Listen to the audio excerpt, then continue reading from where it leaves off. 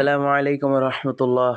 বন্ধুরা, আজকে আমাদের কসাসুন নবিয়্যিন বইয়ের ষষ্ঠ অধ্যায় আমরা পাঠ করব।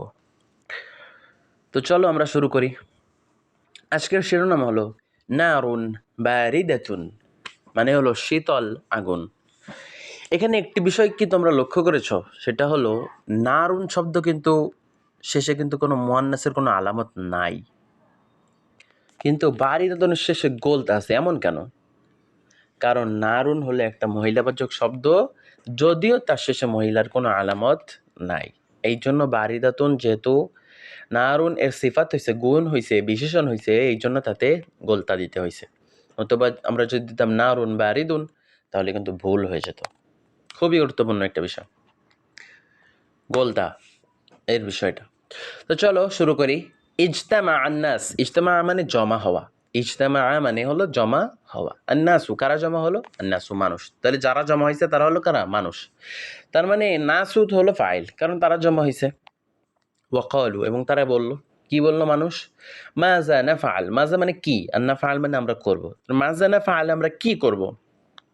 ইন্না ইব্রাহিম, নিশ্চয় ইব্রাহিম, কাসসারাল আসনাম, ইব্রাহিম কি করেছে? কাসসারা ভেঙে ফেলেছে, আল আসনাম মূর্তিগুলোকে, ও আহানা অপমান করেছে, আল আলিহা আমাদের ইলাহদেরকে অপমান করেছে। আহানা মানে অপমান করেছে, আলিহা মানে ইলাহকে। ওয়াসা আলা এবং সে জিজ্ঞেস করলো, আন্নাসু মানুষ জিজ্ঞেস করলো, ওয়াসা আল নাসু মানুষ কি জিজ্ঞেস করলো? এখানে ফাইলকে নাস, কেন না ফাইলে নাসে পেশ হয়েছে। মা ইকাব ইব্রাহিম, ইব্রাহিমের শাস্তি কি হতে পারে? মা কি, ইকাব শাস্তি, ইব্রাহিম ইকাব ইব্রাহিমা মানে ইব্রাহিমের শাস্তি। এখানে একটা বিষয় দেখো, ইব্রাহিমা মুজাফ ইলাই হয়েছে। মুজাফ ইলাই হলে সাধারণত সেখানে জের হয়, এক জের অথবা দুই জের, কিন্তু এখানে জবর হয়েছে। কারণ কি? কারণ যদি কোনো বিদেশি নাম পাওয়া যায় তাহলে বিদেশি নামে দুই জের দিতে হয় না, আর এক জের দেওয়া যায় না, সেখানে সেখানে জবর দিতে হয় যদি মুজাফ ইলাই হয়। তো চলো তারপরে পড়ি। মা জাজা উ ইব্রাহিম, মা জাজা উ শাস্তি ইব্রাহিম, ইব্রাহিমের শাস্তি কি হতে পারে? কানাল জবাব, কানা মানে ছিল, কানাল জবাব, জবাব ছিল, হারিকু ইব্রাহিমকে জ্বালিয়ে দাও আগুনে, ওয়ানসুরু সাহায্য করো, আলিহাতাকুম তোমাদের ইলাহদেরকে, কুম মানে তোমাদের, আলিহাতুন মানে ইলাহ, তোমাদের ইলাহদেরকে জ্বালিয়ে দাও। ওয়াহা কাজা কান, আর এমনই হলো, হাকাজা এমনই কান হলো। আউকাদু তারা কি করলো? উত্তপ্ত করলো, আগুন জ্বালালো, নারন কি জ্বালালো? নারন, তারা আগুন জ্বালালো। একটি বিষয় তোমাদেরকে পূর্বে বলেছিলাম, সেটা হলো কোনো কাজ যখন কোনো বিষয়ের উপর, কোনো বস্তুর উপর পতিত হয় তাকে মাফউলে বিহি বলে।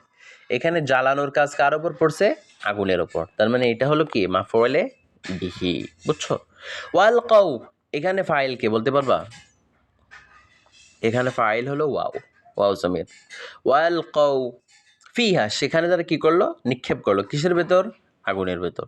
আগুন মহিলা, দেখছো, এই জন্য ফিহা বলছে, আর নাই ফি হি বলতো।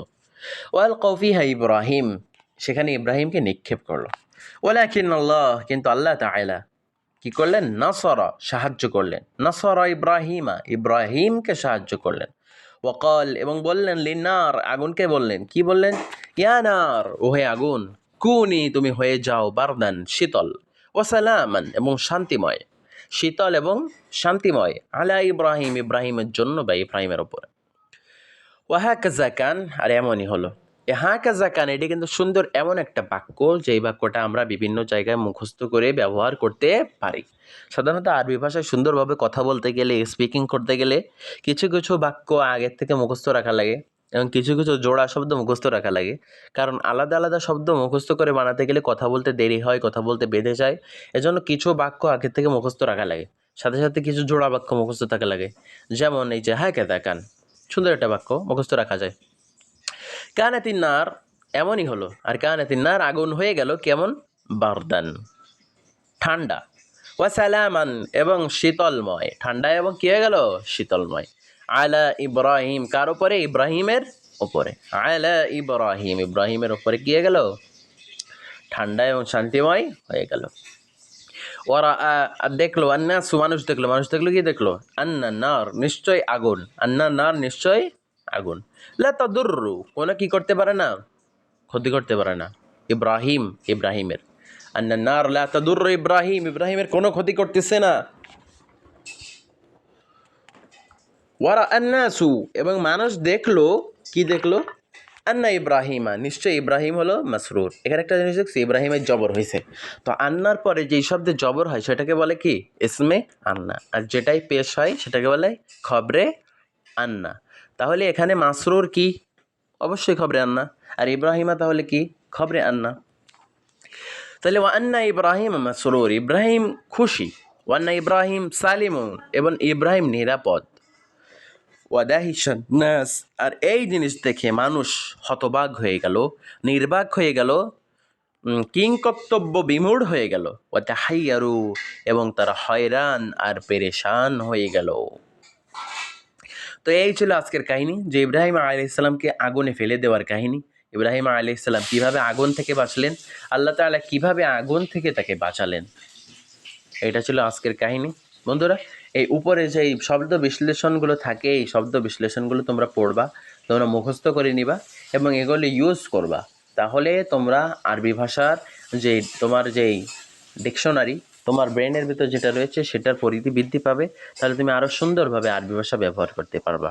আজকে এই পর্যন্তই, সামনে আবার দেখা হবে। ভিডিও যদি ভালো লাগে তাহলে লাইক করো, শেয়ার করো, সাবস্ক্রাইব করো এবং আমাদের সঙ্গে থাকো।